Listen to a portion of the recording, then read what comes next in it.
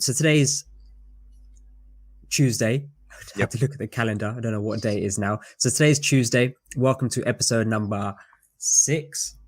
And if you joined us yesterday, you'll know that this week we're talking about a technique which is really focused on giving you guys the tools in order to be able to generate an online income as soon as possible, as quickly as possible. That's the key. So what Carl did is he researched and put together a big list, which is actually growing. It's getting bigger Of and bigger. It's I'll getting put it up bigger and bigger, quickly. and it's now 200 plus items or just under. 200, I think, on last count. Let me check. 15. So that list there may look blurry to you, but that list, 200, yeah. the link for that list is available in the description below. So do check that out.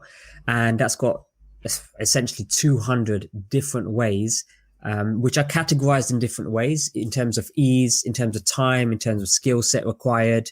But essentially some of those there, which we're going to talk about today, can actually generate you an income very, very quickly without any skill set required. So Carl, what's your thoughts on today? Because today's focus is the tools that we want to talk about today are general, and essentially you don't need a specific skill. They're not specifically skill orientated. Later in the week, we're going to focus on language, professional skills, and creative skills. But today is assuming that, look, you don't necessarily want to invest time in those skills, a learning curve, etc., or you may not have a skill set within a specific niche, and that's okay. So today we're starting off general. That's the focus. But just frame today and maybe give us some ideas on maybe a disclaimer as well. I think that might be important. Sure. So, as Hans was just saying, these are methods that do not require any particular skills. They're mainly just requiring your time and existing resources that you already have. So we're going to go through about 6 or 4 or 5 different categories of different things you can do. Oh, 4, I think it is. Some of these, or a lot of these, will not make large amounts of cash. And I'm saying this up front. That's because they don't require any particular skills. Anybody can jump in and do them. And as a result of that, there's a lot of supply for the demand that these companies have. So the cost per task or the cost per piece of work you do is actually going to be quite low. That said, they can be done in such a volume that it's possible to piece together a few £100 a month. I've seen some people who are saying they're making £1,000 a month doing these things. Don't know if that's possible, and we're going to look at all the different options. But it is possible without any skills, just using a computer and your internet connection, to start doing a lot of these things today, to start getting a bit of pocket money, a bit of extra cash coming in the door. Whether or not these particular methods are going to be worth it for you depends, really. It depends on your personal situation. It depends on your expenditure, how much you're spending. So £300 a month or £400 a month extra for some people might not be worth the time, but for other people it could be life-changing. It could be enough to, look after their family comfortably during this time.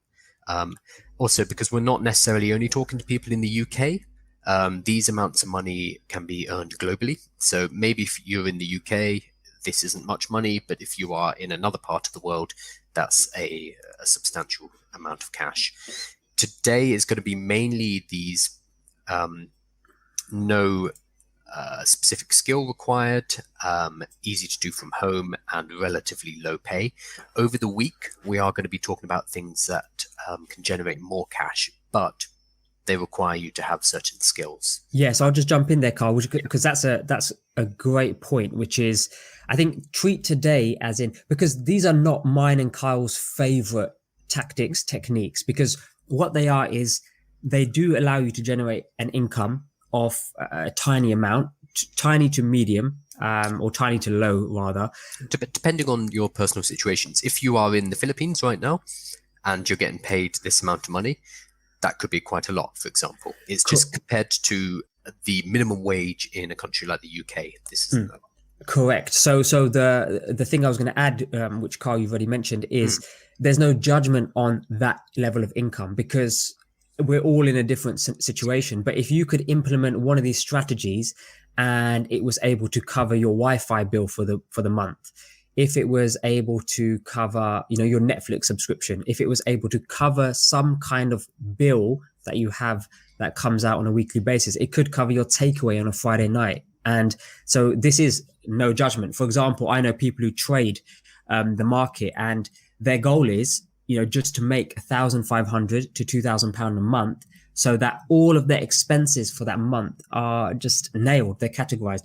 If they want to go out and treat the family to a dinner on a Friday night, whether it's at the local pizza place or whatever, they're saying, right, okay, I need to make 60 to 80 pound on my trades today. Mm-hmm. So the assumption is that everything online business, and we spoke about this yesterday, the reason it's got a bad rep is because everything must generate loads of cash.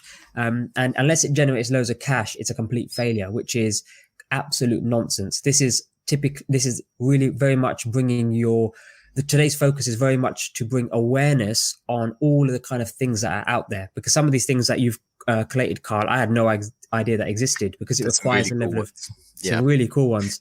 So think of it as like bringing an awareness to the surface of all of these things that are available out there that we may not have been aware of beforehand, but also allows you to get your creative juices flowing, because you may say, oh, I like that and I can do that. I like that and I can do that. And I like that and I can do that. And if I do those three things, that may mean 100 to 200 US dollars or pound or whatever your currency is around the world. So I think about it like in that kind of context. And of course, the income will build as we go throughout the week. But the reason for that is you need a skill set attached to that, whether it's professional, whether it's creative. So you need a skill set attached to that. Yeah, because it's just like any other business task. You need to be providing value. So when the task doesn't require any particular skill set and can be done by anyone, it will be done by a lot of people, and that devalues the worth of that task. Whereas the things we'll be talking about later in the week, like business consultation or logo design or article writing, for example, these require certain skills, and therefore you get rewarded higher for them. So the things today will be much lower in terms of rewards. That said, if you're already watching this and you're thinking, well, I don't need to make an extra, $10 a day or whatever, that doesn't mean anything for me. We will be looking at some things which are entirely automatic. Like one of the things that you maybe mentioning, Harms, when you say, oh, I saw some cool ones in there. You can do things like rent out your bandwidth. So when you're not using your internet, that's cool. You get paid for it. So you're being paid for your bandwidth, and you can make $30 to $50 a month just doing that. So that covers the cost of your internet, for example. So we'll get to those later. Even if you're thinking, well, I don't need to make an extra $30 a month or whatever, we'll talk about things that are entirely passive. They just require you to sign up, and then you collect some money from PayPal each and every month, and that can cover expenditures. So we will get stuff that's going to be useful regardless of your income level. Yeah, and the real crux of it is if $10-20 is not applicable for you, then just listen to the show or log off the show and come join us tomorrow. Come join us the following day, because that's when tell somebody who it will be relevant to. Yes, absolutely. Just say, look, these guys are chatting about generating income, and it may be really useful for you in your current situation and scenario. I absolutely agree. So some important disclaimers. I'll kick it off, which is the list that we have compiled is we're not endorsing any of this. What we've done is we tried our best to filter out without being polite, the rubbish. And like with anything, my notes say something a lot ruder. Which is why I saw your notes. I was like, okay, let me just try to. What's more gentle than crap? Okay, rubbish. So that you've set me up for Carl's. We've done our best to filter out the complete crap. Okay, let's just keep it clear as day. So, and like with anything you're going to subscribe to, sign up to, anything you're going to maybe generate an income from, do your own due diligence, apply some common sense. Does it align with your values? Does it align with how you would like to make money? So all of these things are important, but that's on you. So what this is really to do is, yes, we have filtered out the crap, but this is an intention of surveying and bringing to your awareness of all the amazing things that are out there that you just may not have been aware of, like renting out your bandwidth. Who would have thought? You spend a lot of time using a percentage of your bandwidth. Actually, most of us in the UK do. Those on 100 megabyte connections with fiber, you lucky people, you're not using that. No way. Especially when you're sleeping like that. it's an unused resource that you are paying for. You're paying BT or Virgin for that, but you're not using it while you're sleeping generally. Yeah. So cutting that out is a no-brainer. Yeah. So what else have you done in creating this list and filtering out the things that we're going to speak about today? What else have I done? Yeah. So I have removed some of the things that are just obviously not worth touching. What I would say is, if there's anything that strikes you as interesting over the next few days, go and look it up. Go and look at their website. Go to Google, and this is how you technically do it. You type the name of the company plus reviews, or the name of the company plus is it worth it, or something like that, just to find out what other people are saying about it. And that's a very good way to see if something is legit, see if something actually pays out a decent amount of cash for the time. I've done a bunch of this over the last few days, but because the list is 200 now and it's going to keep growing, you just need to do a bit of checking. And that's all. And with reviews, just before you continue, with reviews, the best way I found to just identify if a review is legit, or the best way for it to seem rational to me, is avoid the 5 stars, avoid the 1 and 2 stars. These are two extreme of somebody's opinion. One is somebody who's extremely unhappy, and people do get extremely unhappy and they voice their concern, or someone just voicing their opinion. You got the other extreme, which is this is the best thing I've ever done, 5-star. And it's like, okay, that's great, but it doesn't. Yeah, it might be a fake, but also it doesn't tell me much. So the 3 and 4 stars are a nice place to understand, because those people have spent some time reviewing, and they give you a rational opinion. And when you look at that, you say, actually, the thing that they're not happy about, they're not happy. I'm not actually fussed by that. That doesn't bother me in the slightest. So I'm good. And thank you for this person reviewing something rationally rather than two extreme ends. And that's the thing to just bear in mind when looking at the reviews. Okay, so back to you, Carl. Yep. So also in the big list, which again, you can follow the link down below to go and find that. I've tried to include roughly how much money you can make from it. Really hard to compare them, because you're comparing apples to oranges. Some things take you a minute to do and you get paid $1. Some things you might have several hours spread over several weeks, or maybe even your bandwidth over a month or whatever. So it's very hard to nail everything down to a per hour or a per minute income, but I've tried my best. So basically there's like $1 sign for doesn't pay very much, $2 signs for it's fine, and 3 for you can actually make some good money with that. So I've got that, and I've also marked if they are trivial, so they're things you can do automatically, like renting your bandwidth, for example, whether they're easy, medium, or hard. Again, depends on your skill level. You're going to be better at certain things than other people, but in general, writing an ebook, for example, is going to take a lot more time than filling out a survey. And because of that, writing an ebook is going to have a higher reward than filling out a survey. So I've tried to get this into the list. We are going to be opening up the list for kind of user submissions and comments and stuff like that. So hopefully we can use that and crowdsource information to refine it a bit, because nobody's actually put together a big list like this, or when they have, it's mainly because they're trying to push a particular service, which we're not really doing. I hope this would be a useful resource moving forward. Fantastic. And things that you have cut out and that I've seen you've cut out is things are excluded, such as potentially dangerous things like online poker, match betting, domain flipping. And this is, again, just to keep the whole user base safe, because some of these things can have an addictive pull. Matched betting is a big one in the UK in particular. There's a tax loophole, which means you can, I don't know the details of it, but basically you can get free bets with the bookkeepers, but it requires you to sign up for an account with William Hill, or who they call. There's quite a few of them. There's loads of them now. You sign up with the bookies, the betting agency. You get a free bet. If you win, fantastic, you get some free money. That's kind of how they're selling it. If you don't win, you haven't really lost anything. The problem here is that you have now been not tricked, but you've been now incentivized into setting up a betting account. So for some people, that they might win, and they're like, I'm good at this, I'm great at this, and then they put all that money in, and then maybe they lose it, and then suddenly we're into that gambling cycle. Yeah, So we know that. just Yes, left we've it off. avoided that. I've left it off. Yeah. For some people, absolutely, I'm sure it'll work. There's lots of guides about match betting online. There seems to be a technique that people use. I've left it off because there are some people who are going to be susceptible to the gambling loop, and as soon as they're on that site, and as soon as they're logged in on the app and they're watching, things fluctuating, they're like, oh yeah, I can make a bet on this, and we just want to keep 100%.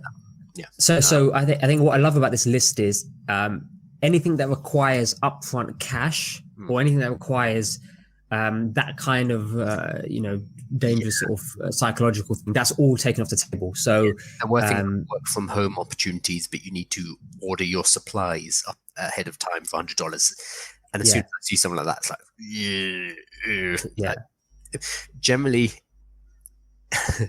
if something smells, it stinks, like there's going to be a reason for it. Or if it's too good to be true, if somebody's saying, oh, you're going to make $2,000 from home in an hour, exercise caution. Episode 1 told you that there's no, in online business digital marketing, there's no silver bullet, there's no magic pill that you can take. Same as business. Same as business. If it was, ultimately everything requires time, effort, skill. So we're not saying these things don't work, but we're saying that just approach them with, again, common sense, due diligence, and then make a decision for yourself. Is that the kind of business that you would like to start? How quickly will you actually see revenue? And just ask yourself these questions. So I guess that's the disclaimer. And is there anything else we want to talk about here? No, that's the disclaimer and the methodology with which we've put the list together. Yes. We want to offer you all the options to show you all the different things you can do. But if there's something that is just obviously crappy, then, or if there's a nugget of value in there, but it's surrounded by a lot of predatory companies or a lot of predatory practices, then we've just left it off. So yes, it's a disclaimer, but it's also us genuinely putting together a list and saying, we're only going to give you the stuff that's valuable, but still do your due diligence. Yeah, absolutely. And if you're looking at, and you've sort of, after today, you've handpicked maybe 3 or 4 and you're not sure which one to start with, or like there's something on the page and you're like, what does that mean? Chat to myself and Kyle in the Slack group. So that link is in the comments as well. And just ask us, send us a screenshot in the Slack group and say, look, I pulled this from the list. What do you think about this thing? What they mean by this? Because sometimes it could be a technical term. It could be a kind of industry that me and Kyle are familiar with. And we can just say, okay, rationally, or try to give you a pros and cons so trying to be impartial as well and unbiased, because, these are companies, they make revenue and most of them are legit, but I don't know the actual statistic, but I'm sure the online world is filled with scams and lots of different unscrupulous things. So just ask us and get our opinion on it, and we can say, actually, that was, we like that because of this, but just be cautious that it may say that you're going to get paid on day 1, but actually look at this. They pay you in vouchers. So this is one of the warnings, right? You can either get paid in cash, you can get paid in credits, in vouchers. The only way to benefit is if you refer X amount of people, and then the reward for you is in vouchers. But for you may say, actually, I don't want vouchers right now. I need hard cash that drops into my bank account. If that's the case, then we can say, actually, they pay you in vouchers. Maybe that's not the right one for you, but it might be right for somebody else who needs clothes vouchers, or I don't know, whatever vouchers they give away, e-credits or whatever is applicable that you can spend in a certain place. Okay, so I think we can jump in and start talking about different ways to make cash quickly online. Yeah, agree. So the way we can do this is categories, and then within those categories will be a bunch of stuff, and there's even more on the list. So we just pulled a few items out. Yeah, there's a lot. So it's a survey today, so we'll go quite quickly from now on. Yeah. So don't panic and say, are they going to go through all 200 items on the list? No, that's your homework. We're just going to pull a few items just so you're aware of different categories and get those creative juices flowing. Yeah. Okay. So the first one is not really a business, but it's about generating cash quickly. Whether you need a cash injection to feed your household, which is fair at the moment, or, and this is more interesting, maybe you are thinking about setting up a business. Maybe you want to get a website built, or you want to put together an e-commerce shop, or whatever it is, and you need some cash to get that done quickly.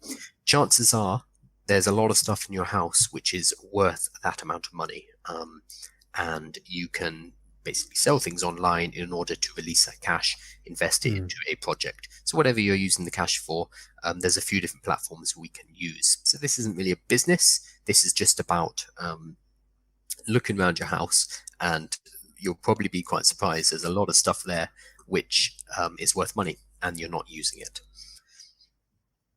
So, Agree. So think of this like, what's that famous person who is currently like super famous? There's a couple of people, but one in particular is famous for minimalizing and clearing out houses. Marie Kondo. And there's somebody who's became super famous on Instagram, Mrs. Hinch or something like that. But essentially, what we're doing is, in the process of using the people's techniques, of clearing some of the clutter, we then generate cash as a result of that. And that cash can be used for your livelihood, but it can also be used to help set up things like Carla said. I agree. So what can we start with in terms of general that, and again, with these lists, you may be aware of it, or you may not have any idea about it. So we don't want to discriminate against what we think you may or may not know. Yeah. So depending on which country you are in, there's going to be classified ads, classified listings. So in the UK, we have a website called Gumtree. There's also Spock. Yep. But I think Gumtree is the biggest one here in the UK. In America, it's going to be Craigslist. So these are the most direct classified ads. So you take a photo of your item and you put a price on it and a description and you stick it up there. It's a bit hit and miss because one, a lot of it's done face to face, so people will come and pick up the item and give you the cash. Not really working anymore because of the lockdown, obviously. But also it depends on people happening to see your item and needing something like that at the moment. The good thing about those classified ad sites is you generally get to, you get to keep 100% of the sale. Obviously you can pay for paid listings, etc. But still you're taking the full amount. So they're a good place to start. Very general, very wide, but it might work for your items. Yeah, what worked for me really well is Facebook Marketplace. So when I moved house in February, so watching this now, we're in March, I moved in February, and we sold what month are we in? April. We're midway through. Wow. We're midway. What am I saying? Okay, so when we moved house in February, which is quite a quick move, the new flat that we moved into had a fridge, washing machine, etc. So we literally sold the fridge and the washing machine via Facebook Marketplace. I can promise you, within literally a couple of hours of it being listed on Facebook Marketplace, the items were sold. And they were sold for a good price as well. So they were secondhand, so they were priced accordingly, but they were sold very quick. If I was to give you one tip with that, I would say, number one, have the picture of the actual item. That works well, of course, but also have the picture and the price images of the original item. So I bought mine off appliancesonline.com, and those items were still on the website, got loads of reviews. The price is what it is on the website. Assume, okay, the washing machine was £500. I was selling it for 300, but I took the images of the main site. So they got these professional looking images with the reviews, make sure they were captured, how much is officially worth in the shops. And then my own picture. So I've got something to compare this to. Is this a washing machine from 20 years ago? Well, no, actually, they're still selling this washing machine online and it's worth 500 quid, and I'm getting it for a bugging because I'm picking it up for 250, 300. So that tactic I've used for years and it seems to work quite well. Yeah.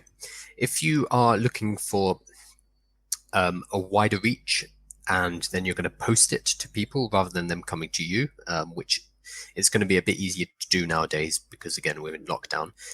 Amazon Marketplace and eBay work very well. Higher chance of selling, but they're going to take a percentage.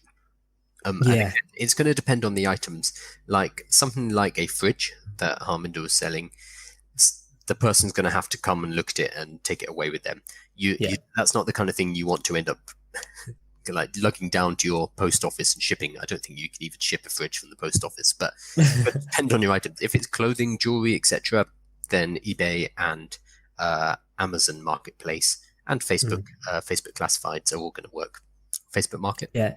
Facebook Marketplace, very, very good place. What my beef with is, so recently I tried to sell some stuff on eBay. My beef with eBay is they've given you less power in the copy, the way you can describe your item, which is why I prefer Facebook Marketplace at the moment, because I can write my attractive sales copy and talk about my product. Whereas eBay now has a system for most products that have a category where it's also almost like select this, and they will, and they've taken away that power to write persuasive copy around the product. I'm not saying fabricating the truth. I'm just saying actually catch somebody's attention. I mean, we're talking about thousands of items online, so catch somebody's attention.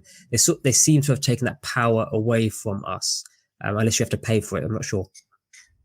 And generally, there's nothing stopping you from posting your items on multiple sites. It's just going to take more time on your side. Then you'll be able to get the best price for it. So they're the general sites. You probably know of these already: Amazon Marketplace, Gumtree, Craigslist, another one called Preloved in the UK, Facebook Marketplace. All of these different places you can use to sell items in your home in order to generate cash right now. What I wanted to talk about more specifically, though, are specific niche sites where you can, for a particular product category, a lot of these specific sites, they will have an app on the telephone where you can just I'll use Ziffit, for example, as a model here. So Ziffit, Ziffit, has an app on your telephone where you can scan the barcodes on each of your books. I think they do DVDs and they do video games as well, but they're mainly books. You can scan them all, beep, beep, beep, beep, beep, and it tells you immediately on the screen how much it's worth.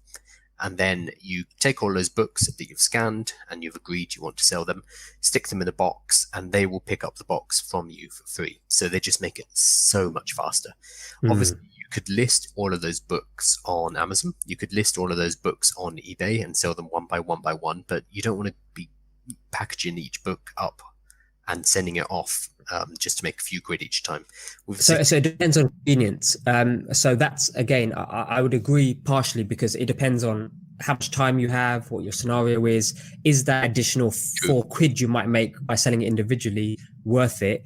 Whereas I'm more like you, Carl, where I would say, look, and I've done this in the past, put this all in the box and just get rid of it. You can sell it for me and give me a smaller percentage. So, obviously Ziffit take a cut, so you're getting a lower price. If you sold that book directly on eBay, maybe you could sell it for £5, whereas if you scan it on Ziffit, maybe they're offering you £2. So you make less, but the convenience of just throwing it all in a box and then picking it up is just massive. So if you do have a large, I do this every year or so. I have my bookcases so that once they're read, I put my books at the top.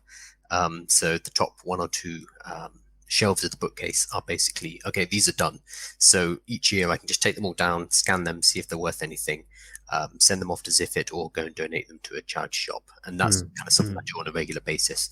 The last time I did it with Ziffit, I think I made about £260, which is not bad for. That's not bad. Yeah.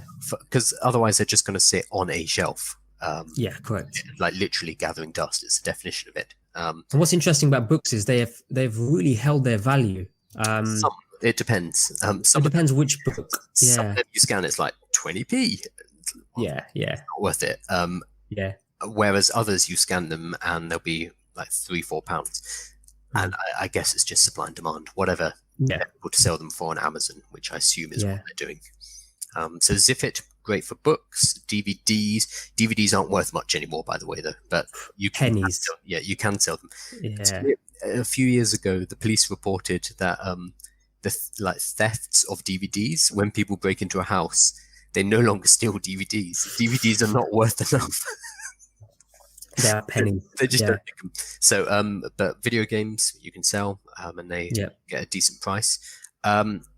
So that's book. I would say with video games, try to sell them ASAP. The video game industry is changing. Subscription models, they give away free games every single month. So I would say if you've got video games that's sitting on your, I mean, these are secondhand. They're worth very little, but right now they'll be worth more, worth in 6 months' time. The model's changing, and I can't remember when the next generation of consoles will come out, but I'm sure that's going to have a subscription style attached to it.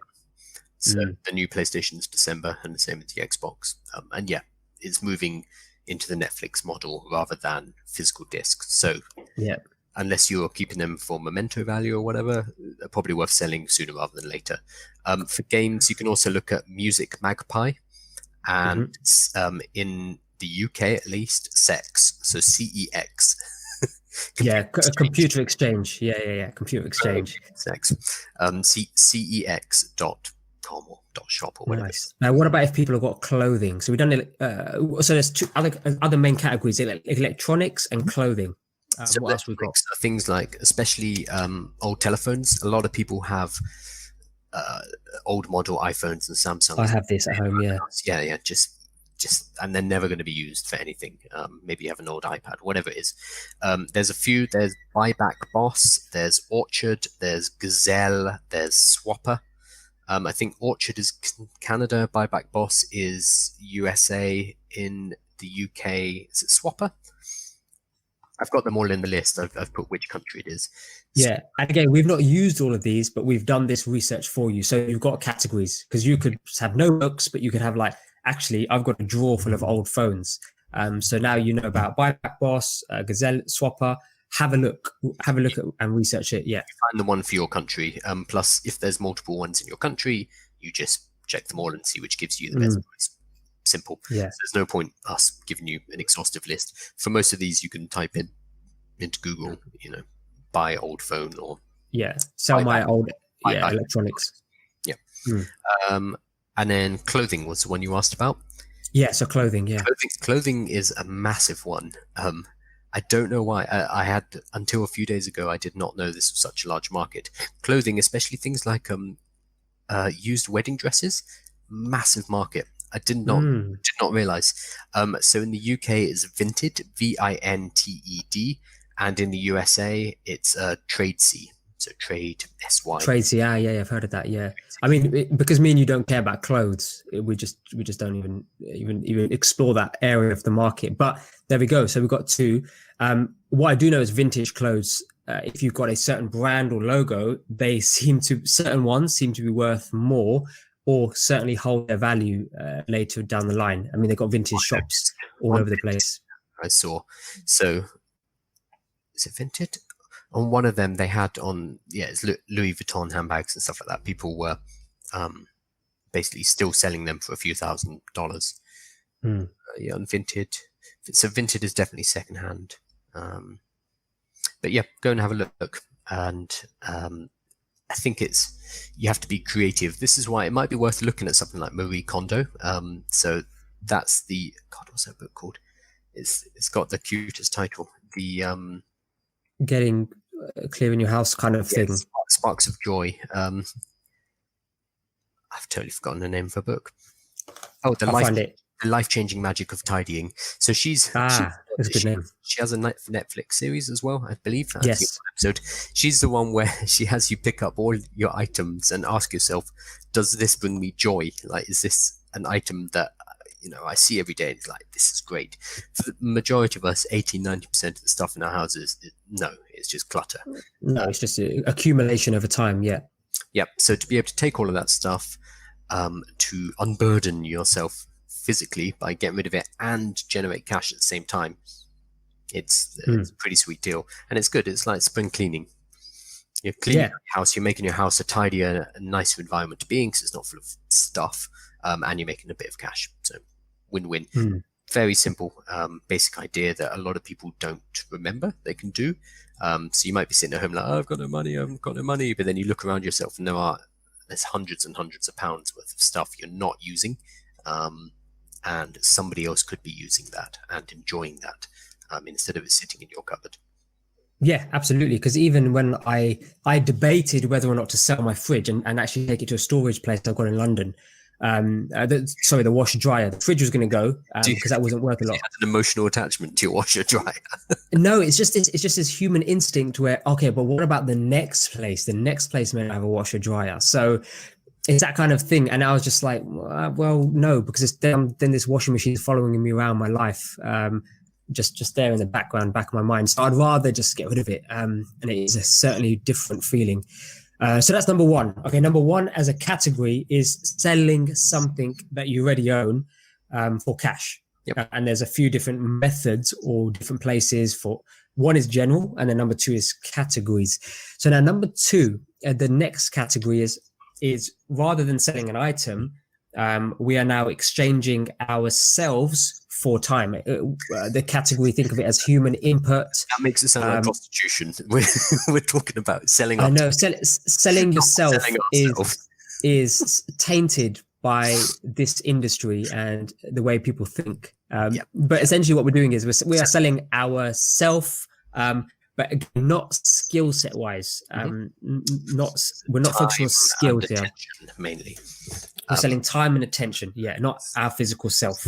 So there's a whole category of websites, and they're called GPT or Get Paid To, and this wide GPT umbrella is used because it can be get paid to do so many different things. It could be watching a video online. It could be clicking on some links. It could be filling out a survey. It could be focus groups. It could be downloading a game on your Android phone, playing it for 10 minutes, getting to level 2, and then uninstalling it. Like it could be so many different things.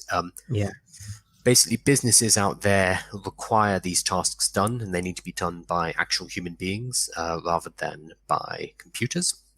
So there are these GPT sites, Get Paid To sites, which basically farm out these tasks to hundreds and thousands or millions of people. So if a business needs, 100,000 survey responses, they will get one of these GPT sites to send it out to a massive amount of people. And each person who completes the survey, for instance, will get paid 50 cents. So this is very good for people who have some time. If you've got time on your hands, this is a nice place to explore. So yes, if you've got time on your hands, but also a lot of these things can be done while you're watching Netflix or you're doing something else, or you're, on the cycling machine doing exercise or whatever it is. A lot of these are extremely low attention requirement. As a result of this, because anyone can do them, because they don't require much skill or attention or even time, each of these tasks will be extremely low paid. We're talking about it could be 5 cents, it could be 10 cents, it could be 20 cents, it could be $1 or $2. It depends on the tasks, a huge range. But the name of the game here is volume. If you're going to complete surveys, you need to complete 100 surveys to make you $100 or whatever it is. So there are a lot of websites that provide these tasks, and there's a huge range of different things and a huge range of how much is paid. Obviously, the ones that pay well are going to be snapped up a lot quicker.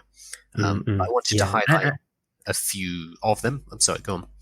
Yes, I was going to just get these. If you listen to us and you've got a notepad, these are the different areas. Number one is surveys.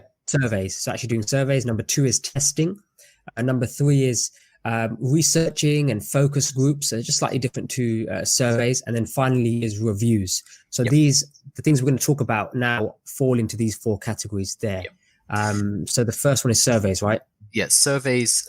And when I'm saying surveys, it's like 1 or 2 questions that you have to click on. It's a very short survey, very different to something like focus groups, which actually requires you to generally jump on a live video, but we'll get to that in a moment. So surveys, extremely quick, very low rewards, but you can do a lot of them. There's also a lot of different websites. The big ones, though, are Survey Junkie and Swagbucks. They are the kind of the major players in this area, but there's also, there's a big list here. So if you've got a pen and paper, great. Otherwise, go to the Excel chart. Go to the Excel. Check it out in Excel. Just understand that there's. Let me throw some names out because people might know them. So user interviews, Inbox dollars, Toluna, Life Points, Inbox pounds, OnePoll, branded surveys, etc., etc. Like there's a whole load here. And there's even more in the GPT section of the Google Sheet. Yeah. I would advise you just go and check out, see which ones are available to you. A lot of them are restricted depending on your country or the language you speak. So some will only take people in the US, some will only take people in Europe, some will have different language requirements, etc., etc. So you just need to go and see what's available. But the big ones start with Survey Junkie and Swagbucks. Yeah. One warning though, a lot of them, we did allude to this earlier, a lot of them do not pay cash, but will pay you in points, and the points can be redeemed for vouchers, telephone credit, Amazon gift cards, etc., etc.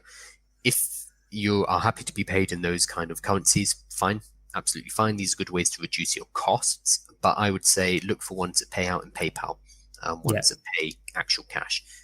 That's just, it's a lot easier to use, obviously, because it's money. And that's the purpose of today's show, which is how do we generate cash? Because that's the purpose. We're in lockdown, we're in isolation. You may be going through a tricky time. You may have more time on your hands and need a bit of extra cash.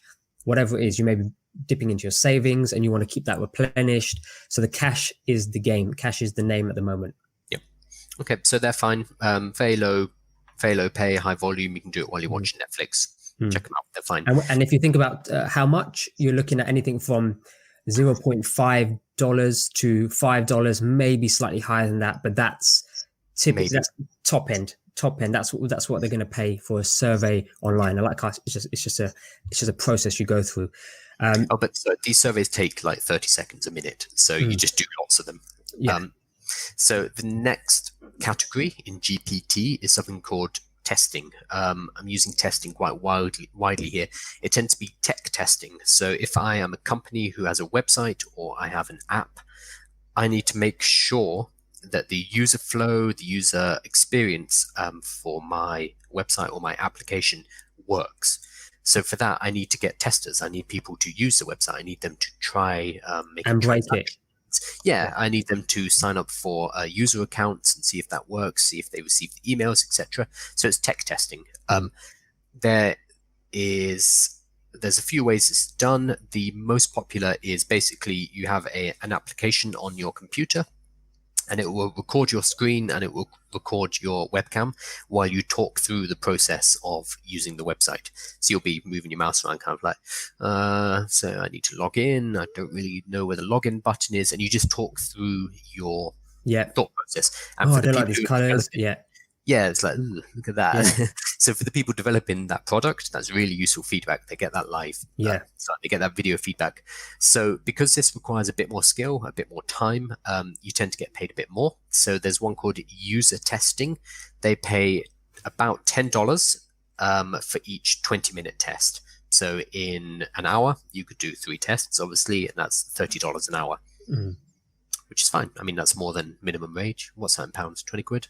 20 quid. I guess the downside of this is there's not going to be as much available as a survey side of things. But if you are looking for this on a constant basis, you'll definitely grab a few of these opportunities and make a bit of extra cash. So that's testing. Number 2 is focusing on a focus group, a research group. And Carl, when I did this, I've done focus groups back in the day. They'll pay you 50 quid. You go to a hotel. Live ones where you go live there. Ones, yeah. So you go to a hotel, and I was just curious, and I could back then I could do with an extra 50 quid. So I went along. You sit in a room. They invite you in. You fill out a survey. You maybe you use something or try like a product that they have, and then they'll just give you a check for 50 quid, and that was it. You was on your way, and there's normally somewhere in London or whatever. Yeah. And that was the old way to do it. But how have they adapted now? It's lockdown. How has that evolved? Because that's quite expensive for them because they're hiring rooms as well. Yeah, I think even before the lockdown, most of this has moved online. So if it's a physical product, you sign up, they will send you the product, you will play around with it. Sometimes you get to keep the product, so that's maybe a nice bonus. Depends what it is. Yeah, entirely. So what they generally do though is they do same thing, focus groups. They get a bunch of people in on a live call, so it'd be a Zoom call or whatever it is, where again you're using your camera. And you are talking about the product, whether it's a digital product that they ask you to use or whether it's a physical product, but you give them your time, you talk about the product with them, and it's a live session. So the testing would be just recording your screen and you talking to a camera, whereas focus groups tend to be, not always, but they will tend to be a live session. So it'd be a call where you're talking to them. Yeah. So there'd be somebody else on the other side who's asking you questions, quizzing you about your experience and your product, how you use the product or service that you've been using, or what your expectations is. And focus and research groups are, in terms of a R&D experiment, old school. So they're embedded in there. So they're very similar to the user interface testing, where they're not that readily available. But when you do see one, just click login, register. Where can people find these? So again, on the list, there's a few different companies that do it. The ones that I've highlighted here are Respondent and Validity. Validity. It looks fine when it's written down. When you say it, it's stupid though. But they pay about $100 per live session you do. Live sessions about an hour, so $100 an hour. Again, fantastic if you could do 8 of them in a day and you could do them all week. That's not available. You'd be able to pick up a couple of months, but still, if it's $100 for an hour of your time, sure. Yeah, and they're more specific on who they want. So they almost have their customer avatar in place, and they're saying, we're going to give this to this custom avatar to experience this product and give us feedback. So they're more specific. And that might be you, it might not be you. That's not a personal thing. It's just depending on where the product is going to be sold later. If it's an American market, they obviously are going to want American user sort of focus group tests. And what's the last one we've got on the list for human interaction or human exchange for attention? Sure. So another one, this is similar to surveying, but a bit different. You can do reviewing. So it can be online reviews. There's one called Slice the Pie. Never heard of that one, yeah. It was set up initially for music reviews. So you would go on and you'd review music tracks. Kind of cool. They have expanded that, so now it is products.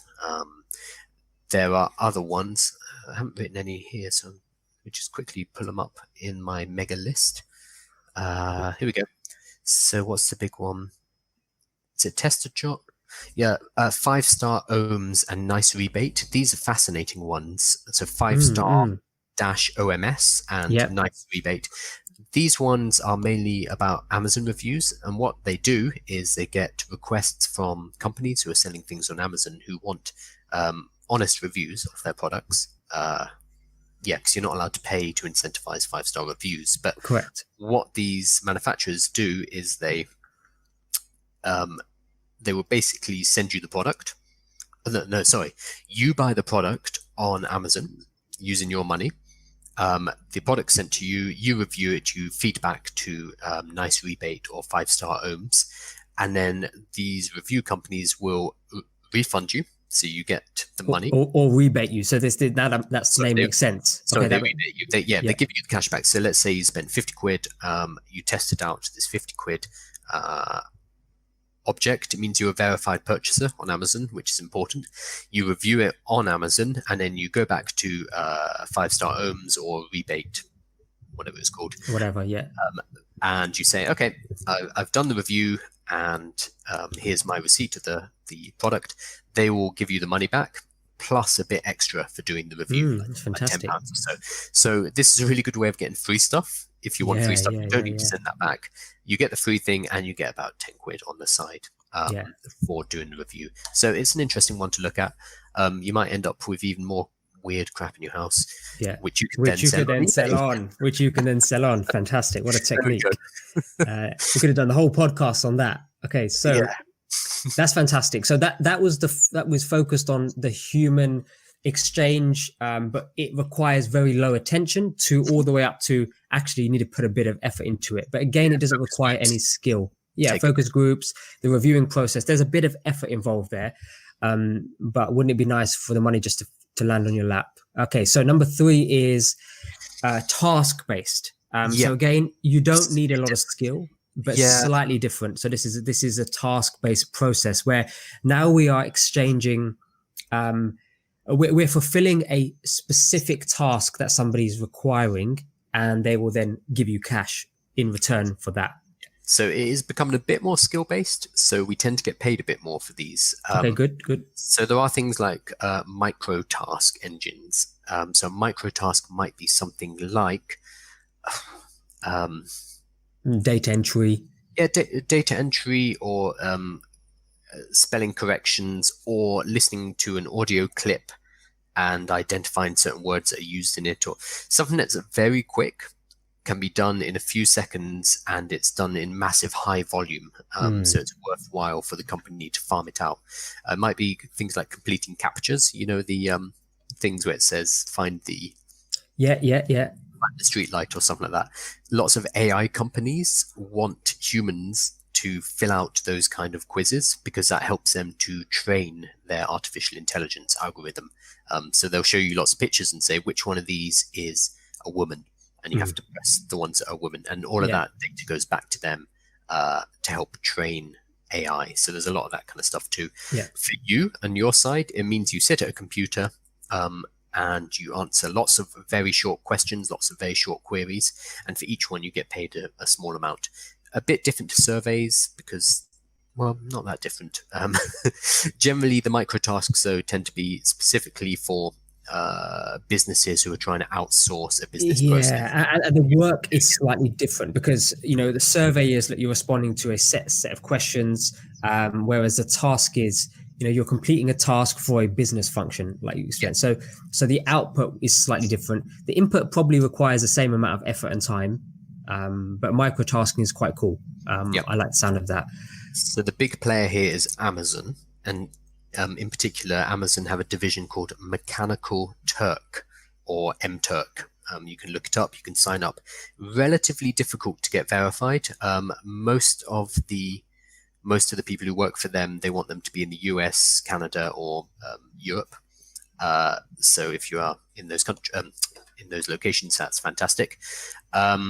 So Mechanical Turk is the big one, Amazon's Mechanical Turk. There's another one called Clickworker, which is a bit more open globally. I don't know. Just working via clicking. Yeah, I like that. Yeah. Yeah, so they're the big two, Mechanical Turk and Clickworker. The pay for the tasks is going to vary wildly. Mechanical Turk, I thought of another one. They have things like translation tasks. So if you speak multiple languages, it might be rapid translation of individual words or sentences or whatever it is. So something like that, which requires specific skills, will actually pay a decent amount. Whereas something that just requires you to have eyes and clicking on certain pictures will not pay very much. But they have kind of job boards which tell you how much you get paid for each task you do, and how many tasks are available, so you can kind of gauge how much you can make from it. Yeah, fantastic. And then what's other ways? What other task-based transactions can we can access online? Sure. So we're moving into even higher reward and a bit more skill-based. There are companies that require it's like search engine review and social media review, search engine work, basically auditing or evaluation. So let's say I run Sainsbury's and I want to make sure that I show up in a Google search result for buy food Chelmsford, whatever it is. Like, total example. They want to know when somebody types in buy food in Chelmsford, what kind of things are they seeing on their screen? What kind of things are they clicking on? How is the search engine, so Google, displaying this data to people around the world? This is very valuable information for them. Yeah. But they don't necessarily want to send somebody to Chelmsford to do that search query. They want to source it out. So there are agencies, and a few of them are Appen, so APPEN, and Lionbridge. And there's another one which is really big called Leapforce. Yep. So they're agencies you need to apply.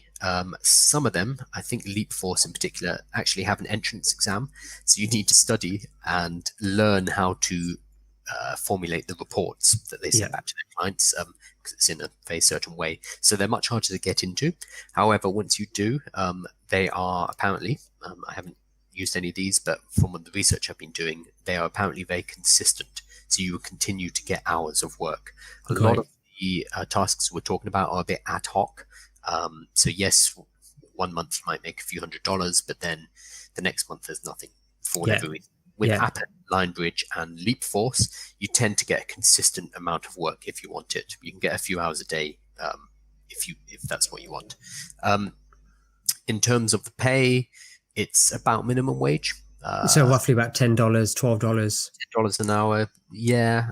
It depends. Apparently, it depends on the skill level, and as you, if you're with them for longer, you can kind of progress. And some of their jobs are, I saw some were $22 an hour, for example, which is fine because again, this is kind of stuff that you're doing at home. It's still not massive. Not massive time or skill requirement. Yeah, and if you think about it, you're basically using these websites anyway from your geographic location, as based on what Carl's example was there. So it's about going the extra mile and auditing it in order to provide a better end product for other users in the world. So essentially, that's my understanding of this. So search engine work or auditing. Yeah, it's kind of, what do we call it? Search engine testing or social media evaluation is the other one. So if you have an Instagram account, for example, certain companies will want you to use your Instagram account to access their content. They want to see how you see it. They want to see what your experience is with it, etc. So search engine testing and social media evaluation or testing. Yeah. So go type those into Google and go explore what those mean. And yeah, who knows? You could be making $10, $20 an hour from that as an additional work and additional income stream. So I like that a lot. Now, one that we've included probably more useful for after lockdown is physical tasks. So this is an interesting one because yes, these are going to be more useful after lockdown, but for some people, for some specific things. Yeah, when we get the antibody or the antigen test and we know that some people are now immune, plus not carrying, these are going to be very relevant. There will be things like, so these are physical tasks where people are needed out in the world to go and do something. It could be, can you go and collect my shopping for me? It could be, I need somebody to come and fix my leaky tap. Somebody to come hoover my carpet, clean, do a round of cleaning around the house. No, really, they're not micro tasks. They're tasks, but in the physical world, very small ones is odd jobs, really. Yeah, odd jobs is a nice way to describe it. To make it easy to find them now. So the big ones are TaskRabbit. Yeah. And Shepper, SHEPPER. Shepper, got it. So as we said, a lot of these are not going to be relevant during the lockdown because there isn't physical movement. But in the next few months, as that starts to release, there will be certain people who cannot go out still, who might need additional support. So this is a way. This is a useful way to help provide that while getting paid at the same time. Yeah, don't know what it's going to look like, but agree. But I feel like there's going to be a strong demand for it because. How does somebody, say if I needed a service doing physically delivering food, whatever it is, how do I find somebody trusted, somebody who's been vetted, somebody who I don't have to hand physical cash over to, because that's also a big challenge in this new economy. It allows somebody else to pay them and handle that for their service, and I can independently review their service as well. So things like TaskRabbit and other similar companies are going to be, I personally feel, in demand. I think so. Yeah, right now, no. In a month or two, potentially a lot. I mean, delivery right now is massive. Like the only people hiring are delivery companies. I think Amazon hired, 100,000, and they're looking to add another 7,500 to their workforce. So delivery is one thing you can do on TaskRabbit, and obviously in massive demand, but there are other things as well. Absolutely. So that's physical tasks. So we just briefly want to talk about it. And the final one is mystery shopping. Again, this is where to put this. This is a really weird one. I think it's for after lockdown as well. I don't know if there's online mystery shopping, but I think that's been dealt with in the categories above that we spoke about.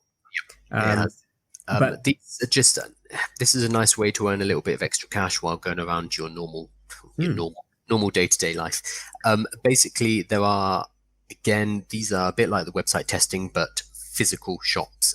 So there will be small jobs, like you'll be paid £1 to go and buy a crunchy from the local spa, Yeah. for example, and you need to take a photo of the crunchy. So crunchy is a chocolate bar in the UK, like on its stand, and then you maybe take a photo of the crunchy's receipt or whatever, like, Yeah. and then that's all you need to do. That counts as mystery shopping. Maybe you need to give some feedback on the service you you received when buying your crunchy. It depends. There's going to be different jobs, but you'll make a small amount of money for doing that kind of thing. Yeah. And I think that'd be quite fun. You know, if you and your partner are out and about doing something like that, you're getting paid for exploring the shops, completing the process, and literally mystery shopping. So it does what it says on the tin. So I do like that one. Okay, so that's number. I have a friend who does it, but he does it for travel, and he mystery shops at Eurostar, so he gets to go to Paris for free. So if you can get the right mystery shopping gigs, it works really well. Yeah. I know some people who've had some fantastic gigs out of it, and they get vouchers for big brand names as well. But again, there'll be a verifying process. And there's so the things we want to talk about specifically were there's now apps for doing this, which again make it really easy. So you can just have a bunch of these on your telephone. You get notifications of things in your area. It's a few extra quid. So Field Agent, Be My Eye, Be My Eye, yeah. Be My Eye, Roamler, and Click and Walk. Again, they're in the list down below. But that's another way to make a few extra quid. Yeah, great. And that's probably one for after lockdown, unless there's some unique jobs that have appeared. Might be ones where you have to go and make sure people are closed. I don't know. Yeah, make sure somebody's closed, or are the shopping centres providing like sanitation for the trolleys or whatever? I don't know what they might be asking for. Okay, so that's number 3, which is all about tasks, like exchanging yourself for a task which somebody needs. Typically, it's to provide service for a business function. Excluding things like TaskRabbit, where you might be doing a micro task for somebody, the odd job. So number 4, which is the final one on our list, in order to make you cash ASAP, is renting out resources. And this is essentially renting out something that you already have that exists for a fee. And it could be, I think the world of renting economy is going to grow massively in the future, because how much, especially in big cities, think about how often do you use your car? How often do you use your parking space? How often are you using, and Carl will share some cooler ones in a moment, but how often are you actually using an item? Even down to how often do you use your SLR camera, your DSLR camera? How often do you actually use it? Do you just use it on vacation? And is it just sitting on your shelf the rest of the time? Can we monetize our pieces of equipment / resources to the greatest possible effect during the idle time, during the time that's not being used? That's really the focus of this final part.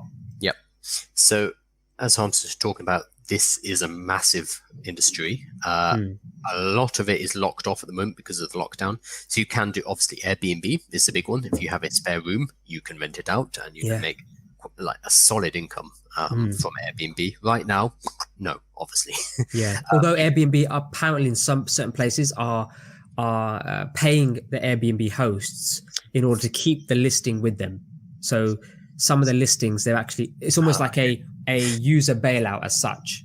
There's also near hospitals, Airbnbs are being kind of contracted in to provide accommodation, lodging for NHS staff in this country. NHS staff, and that's being paid for by the NHS, I guess. I don't know if it's discounted or whatever it is, but yeah, it's still working, but it's very minimal at the moment. So there's also parking space rental. That's justpark.com. You can loan out stuff.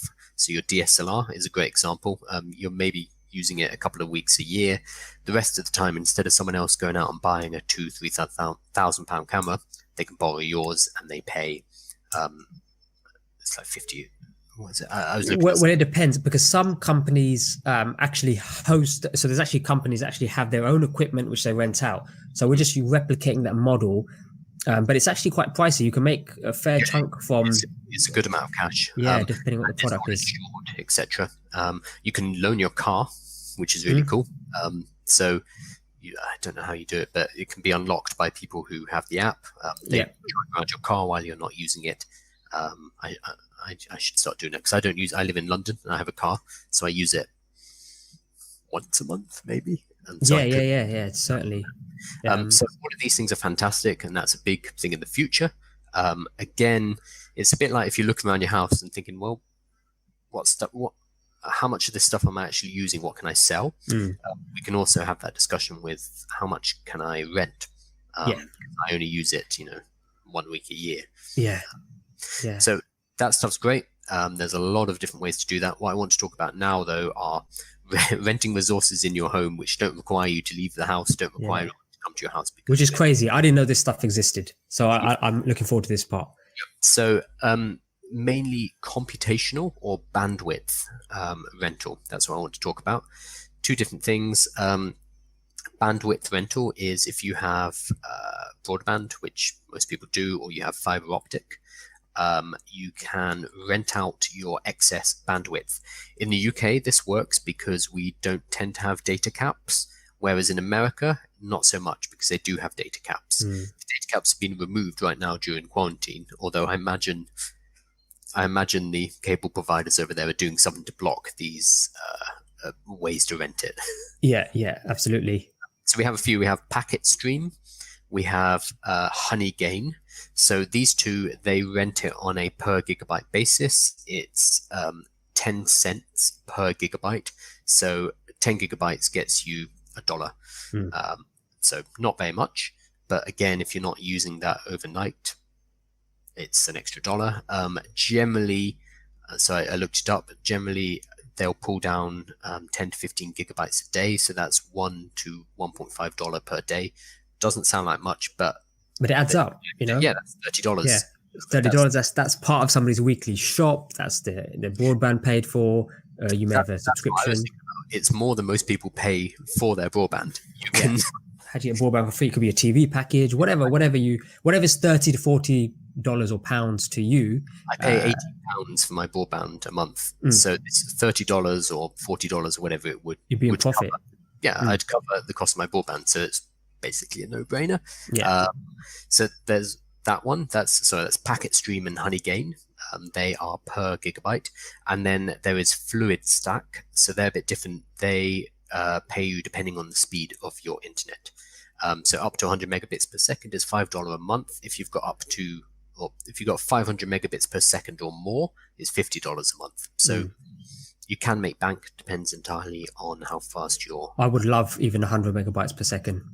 I was about to say, this is only useful if you've got fiber. Yeah, you got fiber, yeah. But they mainly do their stuff like overnight when you're not using it. So they have a piece of software which sits on your computer, and it's making sure that it only pulls down data when you're not using it. You can have it on your phone, you can have it on multiple devices. This is apparently how you make decent money out of it, is you have it on multiple you leave one at work, which seems a bit cheeky. That is cheeky, yeah. And we didn't tell you that.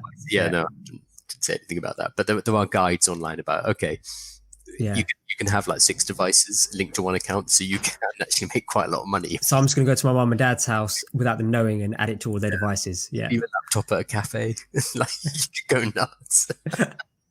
Anyway, so there are ways to make money off bandwidth that you're not using at night, or you're just not using most of the bandwidth. So you mentioned computational. So is there other ways we can rent out our whatever we have? Sure. So this is computational. So it's about computer power. There are 2 companies in particular which I found. Many others out there. There's one called Cryptex, that's spelled with KR at the beginning. Hard to spell. Look in the sheet. Look in the sheet. Cryptex, Cryptex are basically a cryptocurrency mining platform. They need processing power to mine Bitcoin. You don't need to worry about what any of that means. You don't need to know about Bitcoin. Basically, you are just renting your computer. You're not going to become a Bitcoin millionaire overnight either. No. I've left Bitcoin off the list, by the way. That's another discussion. But what they require is a computer with a good GPU, and that's a graphic processing unit. So if you have a modern PC with a really good graphics card, so generally a gaming PC, then they will pay you to use that graphics card when you're not using it. If you've got a PC which like a freestanding desktop, which is probably over 500-600 quid, then that's applicable. Have a graphics card. It might not have a high end one. It's a high end graphics card. I mean, they're They can be a couple of grand Yeah. sometimes. But if you've got a high-end graphics card, they pay you about $50 a month. So again, that's not bad. So they will test your computer specifications and then give you an idea of how much you can get paid. Yeah. You're not using it overnight, so why not? And then the second one I looked into, which seems like a good deal, is Load Team. So LOAD Team. Load Team use your CPU, so not your GPU. They're not using your graphics card. They're using your processor. So you can do this even if you have a laptop. It just needs this is any computer. Yeah. I was not able to find pricing on them, but it looks pricing payout. It looks like $10 to $20 a month or so, depending on how fast your CPU is. So again, if you have multiple computers, you could potentially have a few of them running things. You need to make sure the cost of your electricity bill doesn't go up too much, but that should be a lot less. But I mean, for people who, for example, like I have my laptop on all day anyway, it's on, it's doing something always. So and I'm not using maximum CPU all the time unless I'm doing some sort of video editing or something. So that's a good one. I'll have a look into that one as well. So that's fantastic. So office computers, no. I've stopped saying it. Yeah. All your mates' computers, your mum's computer. What's this? Oh, don't worry about that. It keeps you safe from viruses. You haven't heard any of that from us today. I don't care what you do. We don't care what you do, but just it didn't come from us. Okay, so I love that. So that's 4 different ways where you don't necessarily need. Let me just summarize those for you. So I've got our notes here. Number 1 is selling something, really simple, a physical item. 1 is providing your human input to provide a function for somebody. That's 2. That's number 2. Number 3 is actually exchanging your time to complete a task, typically for, again, a business function. Number 4, that was number 3. Number 4 is actually renting out a resource, anything from a camera all the way to renting out your broadband or your CPU or GPU on your laptop or computer, whatever you got at home. So that's awesome. And what I like about this is if you listen to the sort of figures we gave, these are realistic income figures. But if you start to stack them, say you did one thing from number 1, one thing from number 2, one thing from number 3, and one thing from the final part is number 4. Now you potentially have got yourself $50 to $150 or pounds, or whatever the currency is in your world, a month. Now that's a lot. That's more. I mean, if you are renting out your bandwidth and your CPU, we're talking about 60. 50, 60 quid. Yeah. Okay. Let's stack this. So if say we did something from number 1, which is the lowest, and I've got a notepad here just to tally it out. Well, number 1 is selling, so it depends on what stuff you've got. Okay. Let's assume you manage to sell something for 20. We're going to use dollars because all of our calculations and these sites are typically dollar based. So $20. Yeah, you can sell $20 worth of stuff a month. Let's assume, plus something for number 2, which is surveys, testing, reviews. So I'd say if you're doing the surveys every day, you could probably make another $50 a month total. $50. If you did pick up a focus group, or you manage to get in the testing, then suddenly that can jump up. Because if you pick up a focus group, that's $100 a month. But let's say you get one every 2 months, so that's another $50. Another $50. I like that. And then the number 3, which is micro tasks. Yep.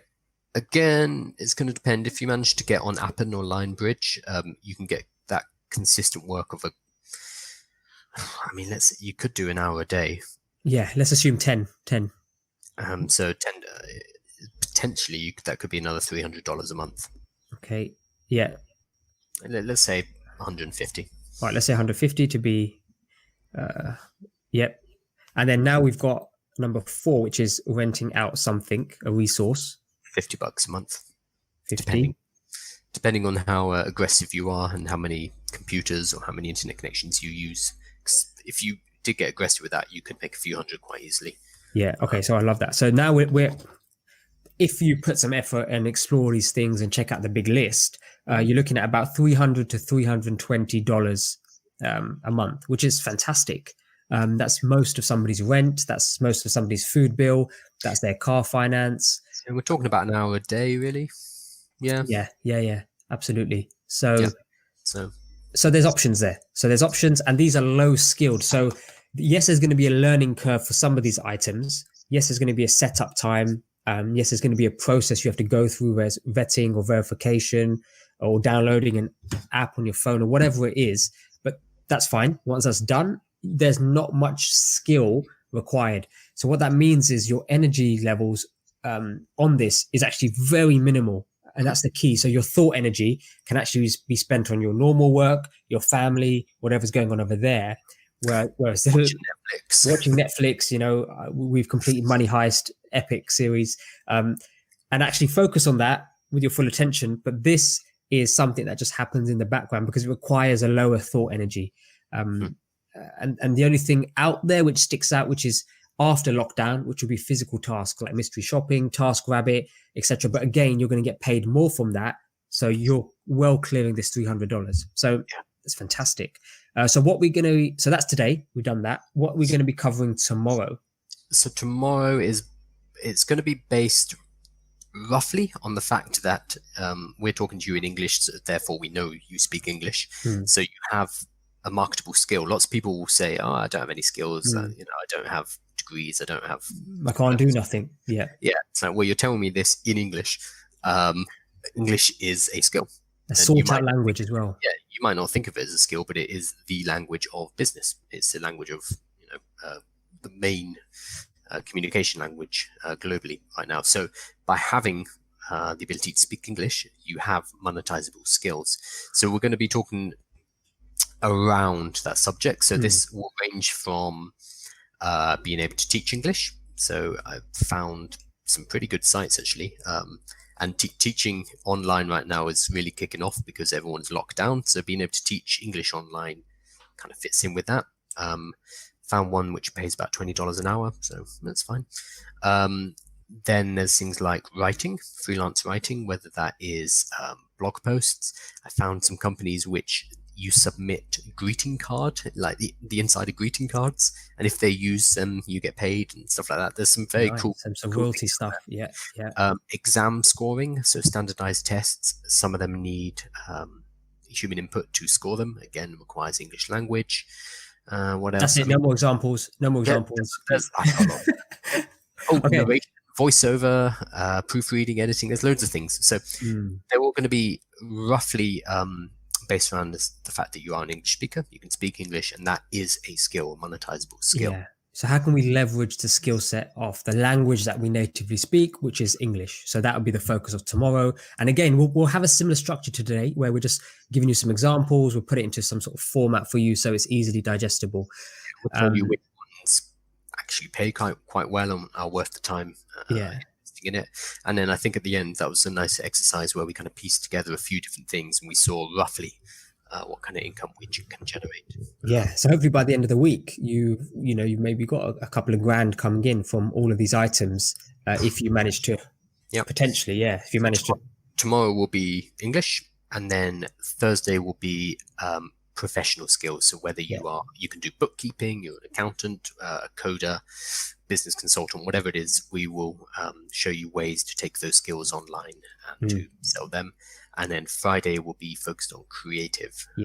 So illustration, graphic, web design, music, whatever your creative skill is, there are ways to, again, generate an income from that. So we're going to be stacking. So we started with no particular skills required. Then we're moving to, okay, you're an English speaker, that's a skill, and you can make money from that. Then we're going to move into professional skills, which again, depending on what you do for work, what skills are there may be things to do here. And then also creative. Maybe there are ways to monetize your creativity. I love that. And we're not saying you don't have any skills today. What we're saying is these are ways you just don't need it, because you may be utilizing your skills at this time and that energy in a different place. So it's all about how else can we make money with the least amount of energy, the least amount of processing power in our mind, and still generate some cash, which is why the income is comparative to that level of energy as well. So the businesses are aware of that when they're paying out, however they decide to do that. So fantastic. So remember 3 things. I got to try to remember these as I say them to you. Number 1 is subscribe to the channel so you don't miss the BBO show. Every day at 12 o'clock, during lockdown, certainly we'll be here every day at 12 o'clock for 1 you guys. hour, Just which we 1 definitely hour, did today. which we definitely didn't do today. But I mean, this is exciting stuff. I mean, me and Carl have our time now available to share this with you. Number 2 is join the Slack group. It's a free group. All it's going to do is ask for your email. Slack take that email, not us, and then have a conversation with us there. Ask us questions, especially about this list. And number 3, I have no idea what number 3 is. Check out the list. Check out the list. The list is also in the description below. Have a look at that list. There's 200 items there. You may want to start with the things we mentioned today and start to explore those. It's all there. That's the big list of income generation during lockdown, working title. So that's it from us. We'll see you tomorrow on episode number 7. Great. Have a great afternoon, everyone. Bye.